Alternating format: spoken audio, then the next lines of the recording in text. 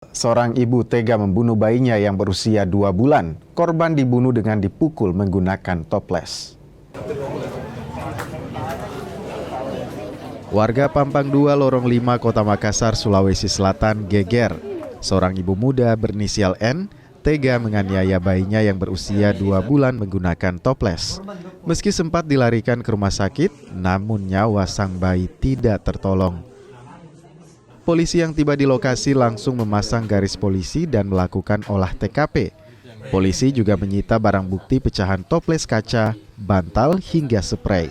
Sementara pelaku dibawa ke Mapolsek Panakukang untuk pemeriksaan lebih lanjut. Sempat kami tanya, cuman kata ibu korban dipukul pakai toples. Di bagian mana? Di bagian kepala. Tetapi untuk keterangannya ini berubah-ubah. Makanya nanti kami pastikan lagi untuk pendampingan dari pihak psikologi. Kalau pelaku ini baru melahirkan memang seperti apa? Kalau pelaku ini sudah melahirkan kurang lebih 1 bulan atau 2 bulan. Ya. Kalau bayinya jenis kelaminnya? Jenis kelamin bayi laki-laki. Untuk usia pelaku bang berapa? Untuk usia pelaku 25.